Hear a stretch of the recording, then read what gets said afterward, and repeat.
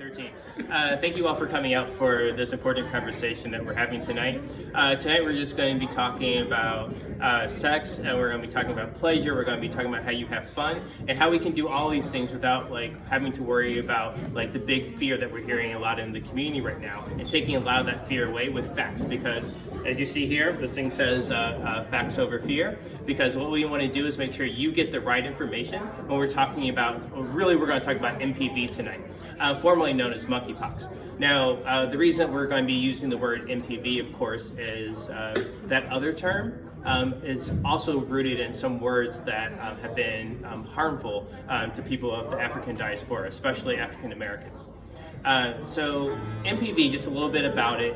It's a virus that's part of a different section of viruses. We just want to talk about how you can have fun, how you can enjoy yourself, how you can live your best life, and not have to come in for treatment. Because we have Dr. CG here, Dr. Calvin. Dr. Cal has been working with us for years, and he's really focused on trying to make sure that communicable diseases, that we keep things on the preventive side as opposed to the treatment side. So, I think one of the things that we want to talk about is just the basics, how is MPV passed on from one person to another? And then what's more importantly, how is it not passed on to another person? Yeah, that's a great question. So there's a common misconception that MPV is passed on by sexual contact, when in reality it's passed on by direct contact. So if you have any contact with any of the blisters, anybody with a skin rash, so anybody can get it. And so talk to me a little bit, what we know is that it's mostly impacting sexual minority men. We're talking about gay, bisexual, people who might not identify as gay when we say same gender loving, two-spirit. What is it about the way that sexual minority men are engaging as to why this is really centering in our community as opposed to other communities? I think it just has to do with just kind of the close proximity with intercourse in general. Again, direct contact, that's the primary way. And by intercourse, he means sex. That's what I mean. I mean sex. Right, and so when we're talking about it, so how people get down, you've watched a lot of people. I'm sure you've been serving some patients who have acquired MPV, and some people have it on their face, some people have it on their genitalia, some people get it on their arms or whatnot. That's absolutely right. Right, and so assuming you've had some partners here and there who maybe not. I don't know. I have no idea. We're co-workers, so I'm actually not allowed to know any of this information. But so this is all hypothetical. But with all that, so when we're having these, when you're having interactions, sex. So when you're having sex, whether it's sex, oral sex, anal sex, whatnot. Talk to me about what you know about MPV and how you can mitigate. When I say mitigate, I mean reduce the chances. How you can mitigate MPV from becoming part of your life. Snap. So for me, it was camera 4. No, before I talked to my doctor, I had no knowledge of how to get it. I just considered safer sex materials, condoms, abstinence. That never works for me. Abstinence doesn't work. Condoms do. And so that was my main thought process.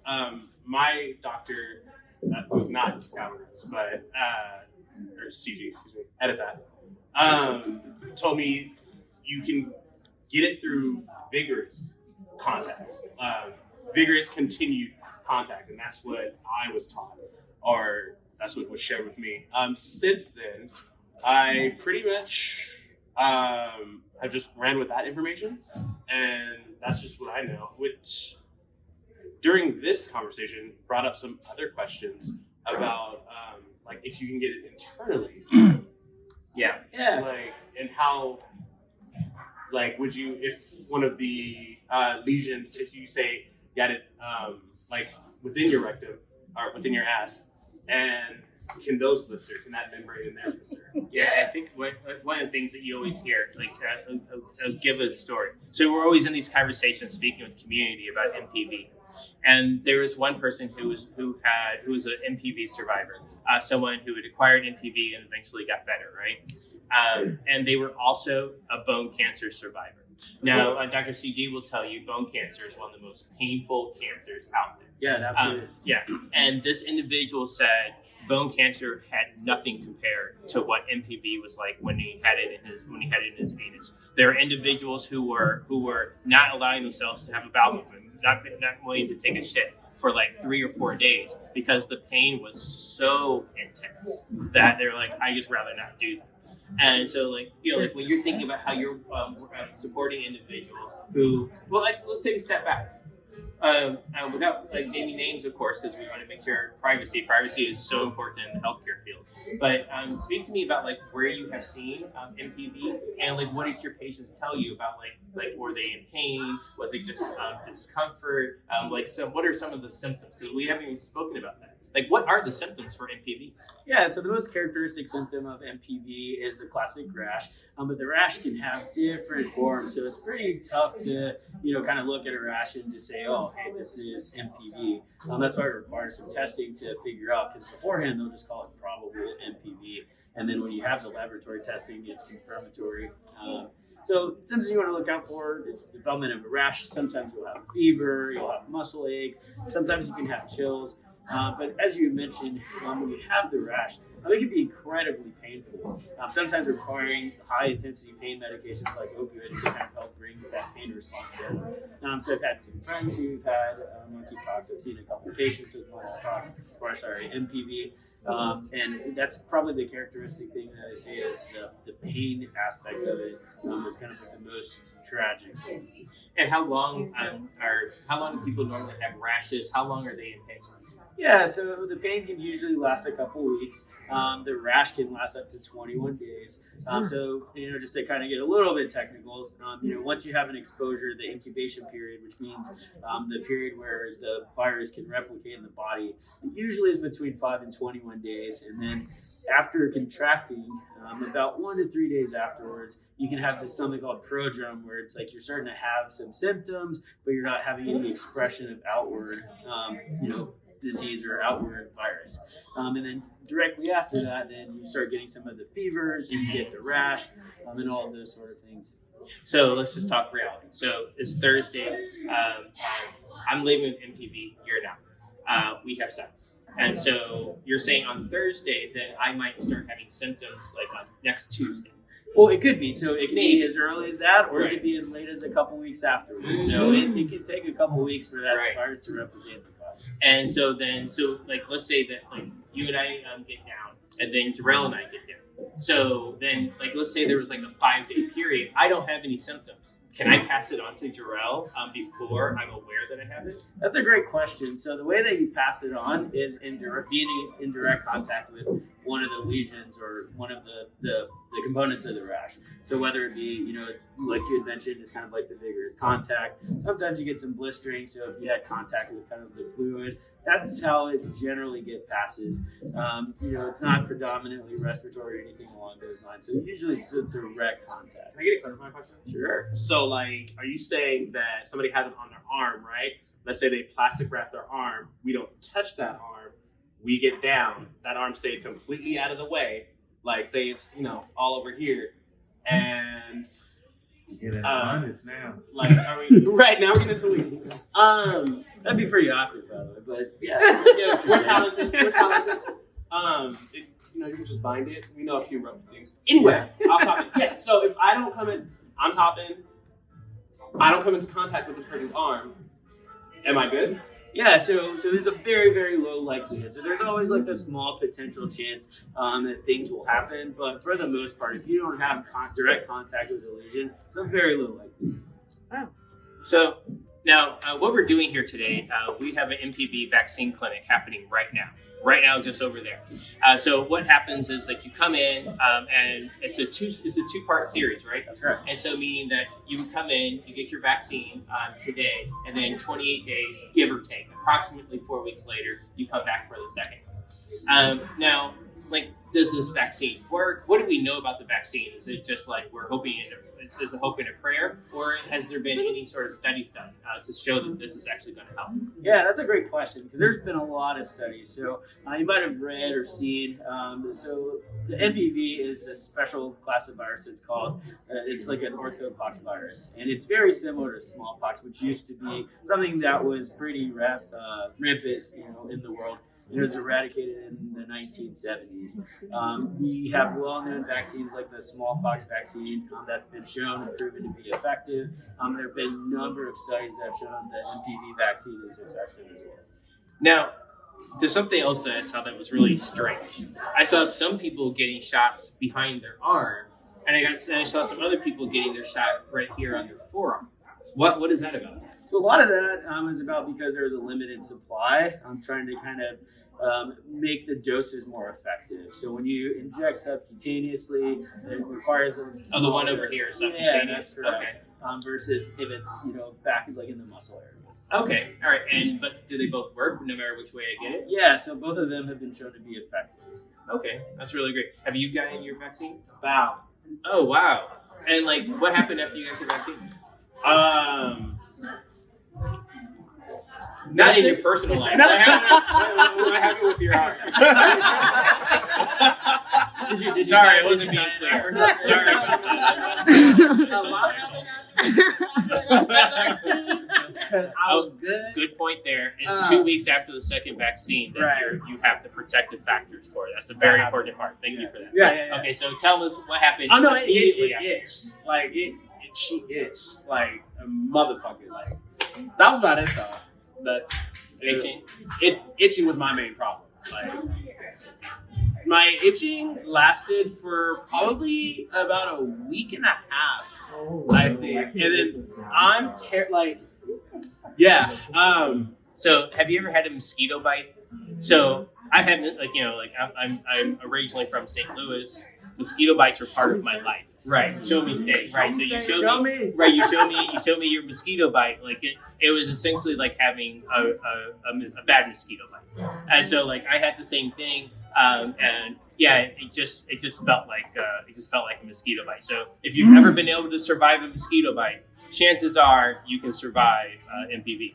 Now we have some people in the gallery who have never had a mosquito bite and they're very scared of that. And so we'll talk to them later. But our whole goal is to make sure that that they stay on the other side of the MPV experience, because MPV, the real thing, is significantly worse than a mosquito bite.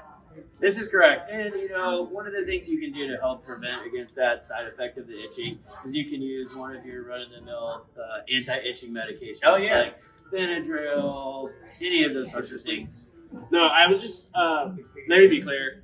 The itching for me is totally I'd rather deal with itching than the alternative. So I was happy to, and there's nothing more satisfying than scratching a good itch. Although I did wait to scratch, not when I first got it. We're still talking about the MPV, just in case that wasn't clear. No. True. And that threw off my point. Scratch the itch. Yeah, I did scratch the itch. It's gone now. We are totally. It just scratched. I totally waited to. No, it's gone. You're gonna have to fix that. Yeah, and I mean that's the best part. That's the best part. That like this is easy. This is really easy. Now it's time for us to have a real serious conversation about MPV. So remember, like it was like I was saying, it was really rooted in sexual minority men. And just like HIV, just like COVID, just like STIs, just like any communicable disease, where we are in this country is predominantly rooted in the Black and African American community.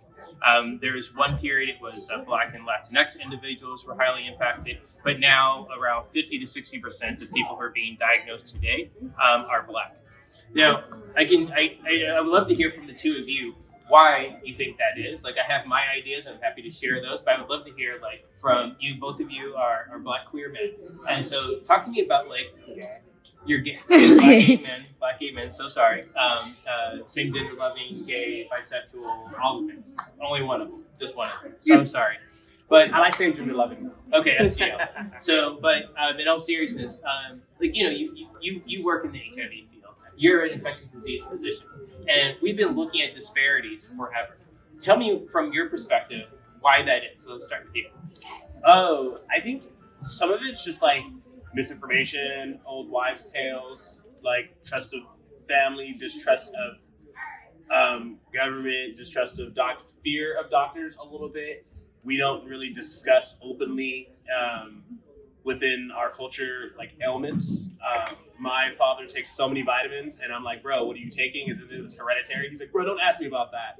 It's just general distrust and culture aspect. But I think that's changing. Like, luckily, my mom and she's been in the West Coast for a little while. My dad's from the South, so those other values where you don't talk about things. But us liberal West Coasterners all the time to be silly and to generalize. But we do discuss things. So now that that's like changing, and I'm so glad for that. But it does start with education and communication.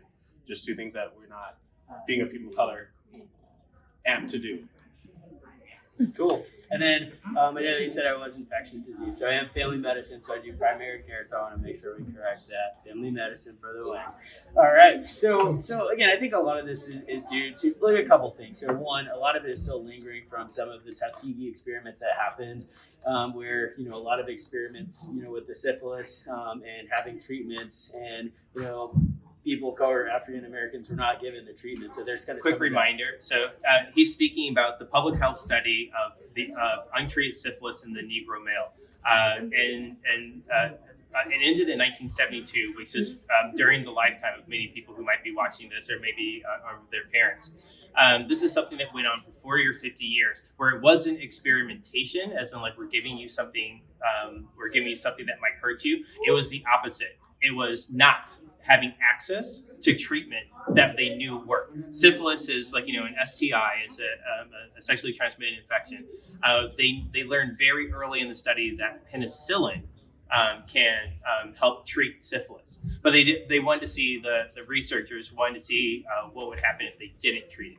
And so that means blindness, CNS, like some issues with your ability to walk, and even some people died. And so when we're talking about myths and misconceptions, we're talking about both sides of the conversation. Like, we don't want people to be experimented on, but then we don't want something that works, and we know that it works, and that it will save your life and keep you from being harmed, and that everyone else is in the front of the line and you're at the back of the line, because that is something that we see over and over again in the Black community. But I want them to go first. Yeah, and then the other thing is it's just kind of like a lack of representation. Like, I have a lot of my patients who are in primary care, just kind of like in the past, we used to, racially divide medications. We're like, oh, well, if your blood pressure is high, if you're African American, these medications tend to work better than these medications, when in fact it's not been shown to be effective, and it just further creates like racial disparities in medicine. And then again, a lot of people that look like us are not kind of represented in the healthcare setting. I have a lot of people who drive from Olympia, drive from Seattle because they want, a BIPOC doctor. BIPOC means Black Indigenous People of Color. Yeah. So it's just kind of one of those things where, people, kind of trust what they know. So I think it's a representation thing.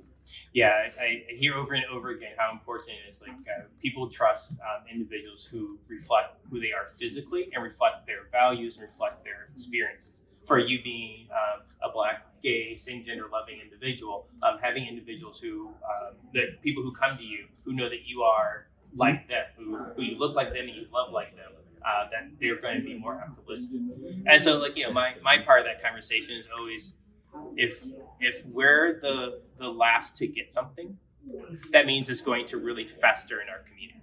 So if we're the last to get prevention, and then we start having prevention later, we have to do 2 times the amount of work to play catch up. Whereas, like, when we're speaking about the individuals who acquired the vaccine first, they didn't look like me. They didn't look like the 3 of us. And so, like, in fast time, to speed that up, then that means that the people who don't look like us have all the prevention. And the people who do look like us are going to be more impacted, because we're what's left. And that virus is only going to go to where it's allowed to go, right? So, like, if the door's closed over here, the door's open over here. So we have to have that conversation. So really, we want to talk about make sure that people are having fun. So we spoke a little bit about some safety. You said like reducing partners. You said some people use condoms, some people do abstinence. There's like a lot of different tools in the toolbox. So I'm wearing a U equals U shirt. Like I was gonna comment on your shirt. Oh, thank you. I love it. Yeah, I love the shirt. It's U equals U is very simple. We all work and partially in the HIV field. And what U equals U means, like something that we've been pushing for years, like to make sure that people living with HIV, number one, have access to timely and culturally responsive care so that they can get the treatment to ensure their quality of life, like how are you living your life, and the length of your life is good, right? And then also, if someone reaches to something called undetectable, that means that they can't pass HIV onto a partner sexually, which is a huge piece of the conversation because a lot of people have internalized stigma, meaning that they feel that I'm living with HIV and I might harm somebody. Being able to remove that is key. So it's all about whether you're getting down, like having oral sex, whether you're some people are like fisting, some people are having anal sex. It doesn't matter really what you're doing. We just want to have fun, right? That's it. It's nighttime. We're gonna have a good time. Yeah, let's just have I was like, what about your friends? I thought you were saying and I was thinking girls just want to have fun. That's what I was thinking. Different generation. I'm sure the Zennials, there's some Zennials in the crowd who would tell us there's something with whatever. But yeah, so do you feel more empowered? Like you said, you've had your MPV vaccine. Do you feel more empowered with your sexual life now that you've had this vaccine? Honestly, after all the vaccines, I feel like nobody can tell me shit. I'm cool. I'm COVID boosted up, vaxxed up, monkeypox, MPV vaxxed up. And yeah, I'm smallpox who, all that. I wanted to address because we talked earlier off camera. There's that whole confusion about chickenpox and monkeypox though. And I know that they're different, but smallpox is kind of sort of connected. Yeah, they're genetically related. Yeah, they cousins. Yeah, they cousins. That's that's gross. No. Does the MPV vaccine? This is one question that I always wanted to ask. Does the MPV vaccine help against smallpox for people over 50? Yeah, so I mean, the smallpox vaccine would be the better one to get, but there is some, we call it cross-reactivity. Okay. So if you had the smallpox vaccine, that confers some level of protection against monkeypox, and then vice versa. He's asking a slightly different question. Okay. I think when you said over 50, I think you might be talking about chickenpox and shingles. Is that what you were speaking about? Okay, so they are not. Yeah, so they're completely different. Completely different. Okay, so and then when I eventually get to 50, I'm gonna need to do all this stuff again too. Yep. If you haven't, definitely recommend getting the shingles vaccine because if you've ever had shingles or ever seen anybody with shingles, it's pretty painful. If you've had a history of chickenpox, those are just kind of like viruses that once you have them, they kind of live in your body and then they get reactivated during periods of stress. Sometimes exposure to environment. Sometimes it just kind of happen out of the blue. But they are definitely different, and you're not getting that same protection. So even just based off this, so my brain is moving faster than my mouth can. But with that being said, even having the vaccines and is it gonna just turn into the flu shot? So will my immunities? Because that for me is my worry and fear. That I'll just have to keep getting these vaccines over and over and over. Sure. And my initial thought of you can't tell me shit because I am boosted will mean nothing. Yeah. So I mean, the reason that some people need to get vaccine, for certain vaccines you need to get over and over. Say for example, the flu shot or COVID is because the way that they work, without getting technical, is they have the internal capacity to basically change over time. So how we do the flu vaccine is we look at, hey, what are the trends that happened in the southern hemisphere? All right, these are the specific things. So we're going to make a vaccine that protects against that. And over time, it goes through, we call it antigenic shift or drift, where basically the components of the virus change. based on its ability to do that. What he's talking about, have you ever seen a cartoon called X-Men or a movie called X-Men? There's these things called mutants. Yes. And if you have a mutant, it means like, oh, you're about the same, but you're slightly different. So, this is, I'm sorry. I'm sorry. I would love to be Rogue. So, Storm. Storm. You know what? I like Storm too. Like Storm is the number one. I would like to be Rogue because she could be the most powerful. And I'm just like, pretty much for me, the main thing is like, I don't want to have to eat my own words of saying that you can't tell me shit because I'm vaccinated. Yeah. And accidentally, well, I don't know, like, not accidentally, but like, I don't want to like, after I'm vaccinated, get get MPV. Like, that would be crazy. Like, Sure. that would piss me off. Like, Sure. like that's where it is. Yeah, I think one thing that's very important to speak of is that That's what- this vaccine it won't prevent you. Exactly. But if you do acquire MPV, you will not have all the lesions. You're not going to be in all the pain. You know, it really makes it like you have like a little like if you have the flu shot, Right. like you're going to feel like you had the cold as opposed to being in bed for a week and a half. And so like those are those conversations of making sure that there might be other mutants out there. There might be Rogue. There might be Storm out there. And but Storm is not going to be able to do her full thing. Like, Storm will just be able to like give you a little electrocution. So She's Halle not going Berry to Storm. Right, Halle Berry Halle Storm. Berry Storm. Right. Wow, that's some shade. Right, Wow. We're not going to talk about Halle tonight. I love Halle Berry. Halle's been having a bad. Well, actually, we're not going to talk about the Little Mermaid. I mean, like, I'm still working my way through. It might be like ageism. Halle Berry's my age, and it's like you're not the Little Mermaid. But that's a whole different story. Or was it a different Halle Berry? Halle Bailey. This is going online. Did you see me self-correct? All Did you night. see me All self-correct? night. We're fixing and editing. That's the hashtag. No, we're not. But I'm just you kidding. know, I think this last piece, I want to end with having like the CDC always talks about making sure that if you have a sustained, unique partner, MPV might not be part of your life. And they use these types of words. I'm like, what does that mean?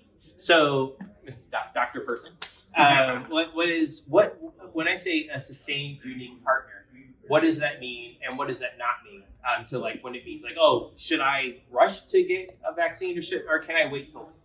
Yeah, so that's a good question. So I think what I mean by that is, if you have a partner that you're with, you trust, and you're either monogamous or you are open and honest, and maybe if you're in a group and you're all monogamous together, that's and it's the same over time. I think that's what they generally mean by unique, sustained partner. Yeah, I'm from the Midwest, so there's this thing called monogamy out there. It's crazy. But I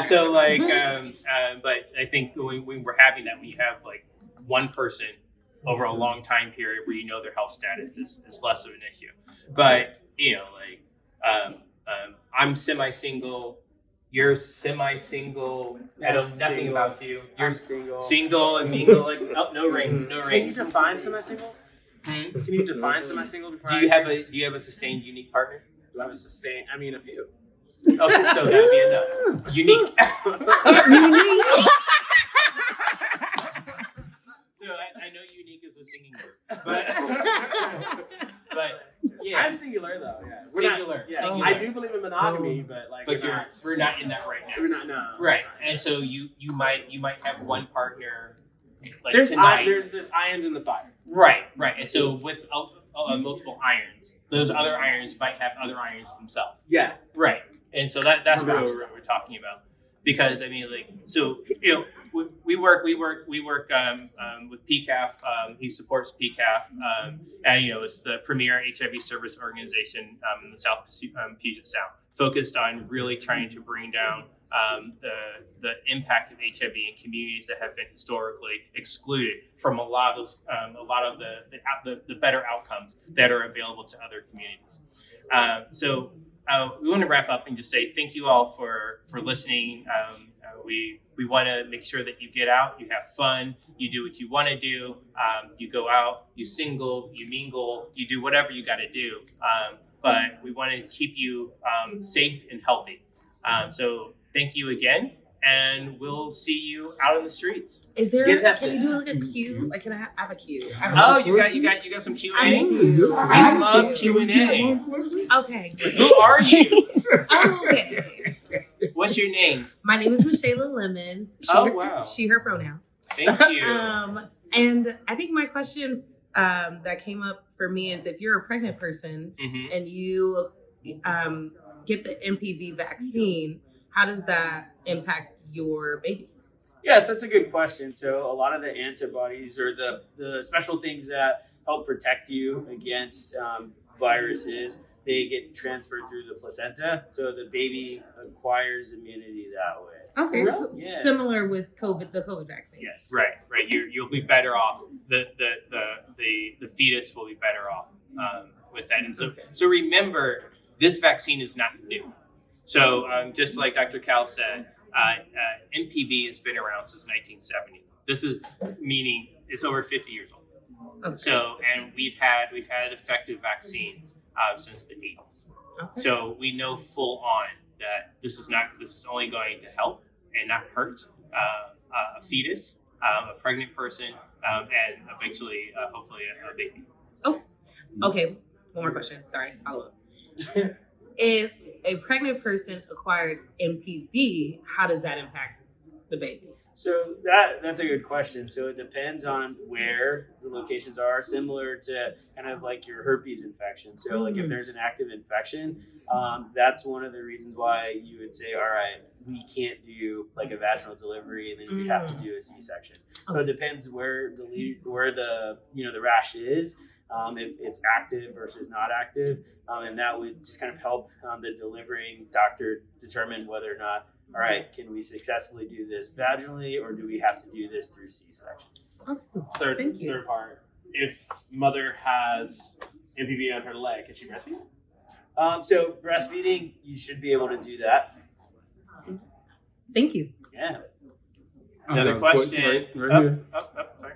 And I'm glad we left off with the breastfeeding part because it kind of played into the question that I had. Thinking of the ways that this may be transmitted, coming from a hetero perspective, is it that you have to be exposed to the tissue with the virus or the infection in it versus the breast milk, the semen, the vaginal fluid, the pre-ejaculation fluid or blood? So the research has shown that we're not really finding virus. We're not finding significant enough virus that can be passed on between individuals within the semen, vaginal secretions. Mhm. Yes, if you do if you do a very specific test, I can find virus in semen. Have we shown that semen can pass the virus on? No. So that's why we don't call it a sexually transmitted infection yet, because it's the sexual behavior, yes, but can it be passed on by the fluids that are moved between individuals during sexual behavior? The answer, as far as we can tell, is no. So it's just being exposed to the affected tissue. Right. So Yeah. like when we say like rougher sex, straight people also have anal sex. Like if you're having frontal/vaginal sex, there's probably less epithelial tissue that's being torn. But if you're having anal sex, It's different, yeah. it's like anal sex is not just for two people who were assigned male at birth.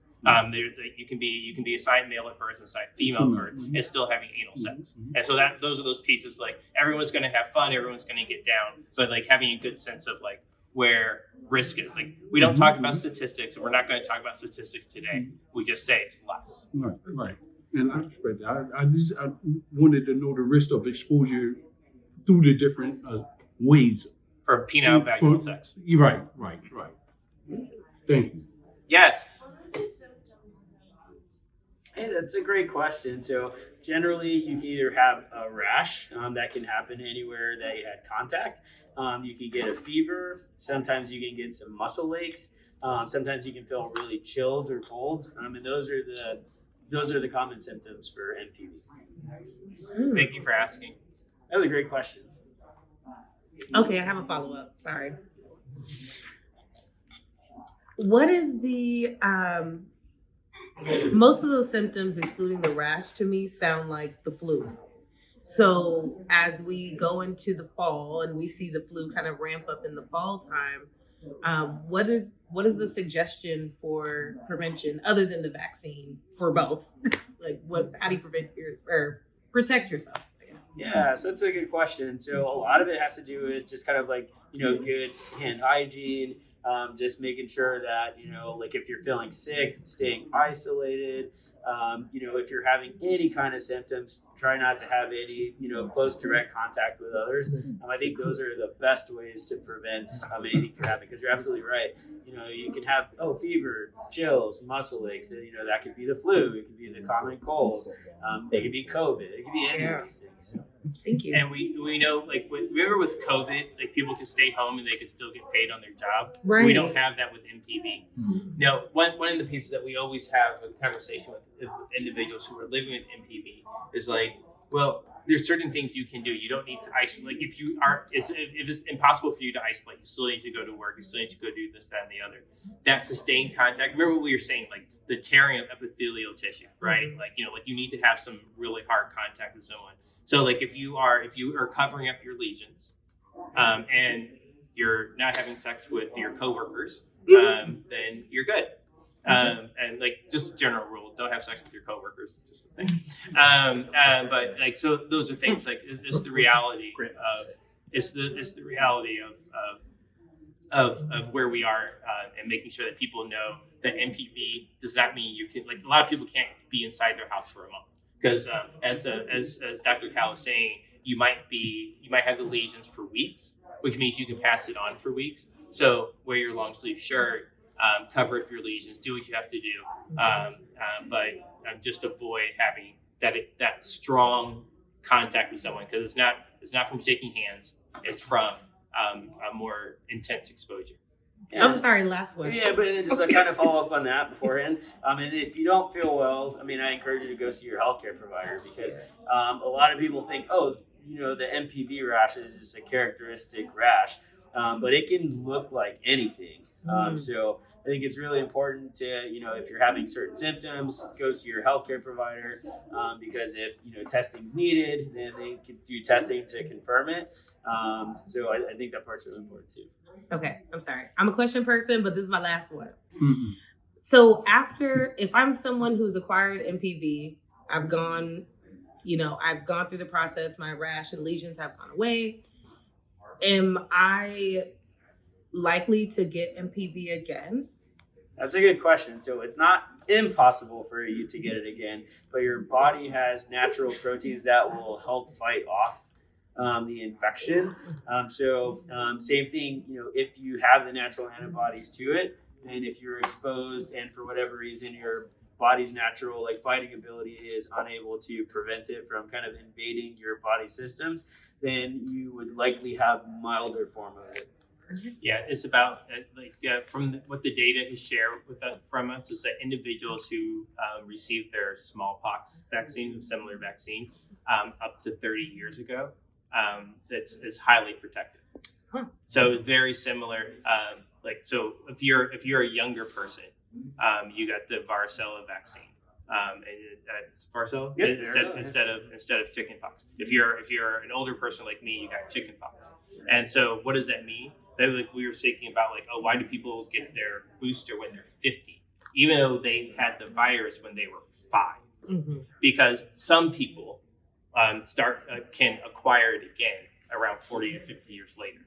Mm-hmm. It's a similar concept, saying like there are some people who had chickenpox who will never, even if they get exposed every day for the rest of their life, will never acquire it. But some people will get it as soon as 40 years from now. Mm-hmm. And so what we're saying is that if you acquire MPV, the data is sharing is probably leading us to think that you're going to have protective factors for about 3 decades. Wow. And so, but this is information. This is we've only got 50 years of data on MPV, right? Mm-hmm. So we're really trying to watch this mutant of MPV and making sure that this mutant, you're not the mutant, but making sure this mutant is not going to behave differently. But so far, so good. Thank you. I got a question from him real quick. How long does say a person does have MPV, and how long does it live outside of the body and like on surfaces. Because, you know, bathrooms are always a point of contention for people. Like, is it dead upon contact with the air? Can it live on a toilet handle? You mean like in a scientific setting, or you mean can it be passed on between people in that system? Okay, so yeah, say somebody had it on their booty hole, right? They sit down on the toilet, and then you don't put the covered seat down. What were you doing on the toilet? Go ahead. Go ahead. It's the region. Go ahead. I love this. They pulled out and there was reckless and spread all over like there was vigorous contact on the cheeks. Okay, got the it. cheeks. Got it.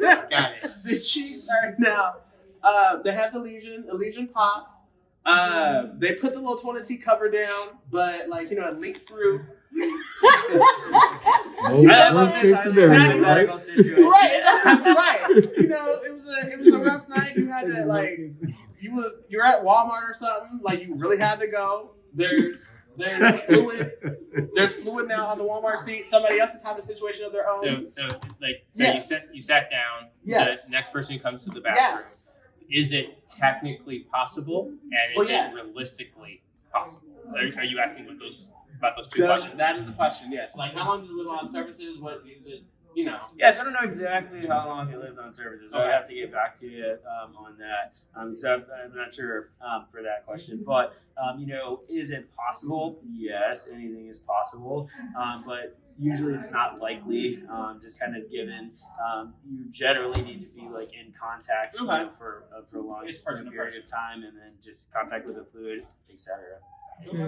I like to tell people it's possible for you to get struck by lightning inside. It has happened in the course of humanity. Yeah, it has. Are you scared when a lightning storm that you're going to get struck inside? I love lightning storms. My favorite was just powder. That's how I'm going to become a mutant. But Powder is a great movie. It's a great movie. You don't play it already. the peanut gallery is all shaking their head, so apparently it is a great movie. I just, in my imagination, I can just redirect that lightning, but Yes. that's neither here nor there. It is highly unlikely that will happen. Woo! Any last words? Oh, there's one more question. Oh yes. Well, actually, y'all already answered it when they were asking me. Well, now we want to know what your Yeah, question what was is, it? just in case. I wanted to know what variables were contributing to the monkeypox affecting men who had sex with men, basically gay men. Just asking as someone who doesn't define as a gay man, but still about their It's the vigorous sex during anal sex that can lead to some tearing of the tissue, and what we mean is like if you're having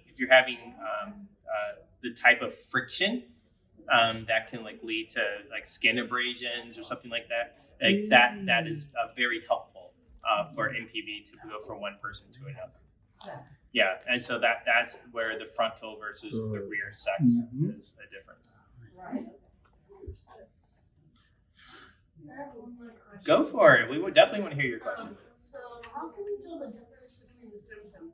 Because I know as a dancer, we get blisters all the time from dancing, and mosquito bites, bumps. Sometimes, as an average person, you can get fever just from being too cold in the middle of the night, stuff like that. So I really just wanted to know how you can tell the difference.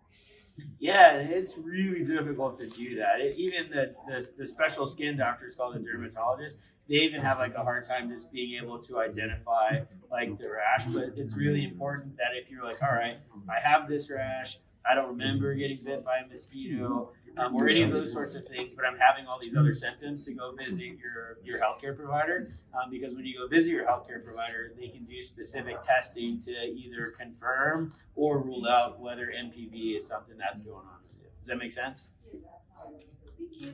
You're welcome. All right. So thanks everyone. And we will do this all again sometime soon. Same time, new channel.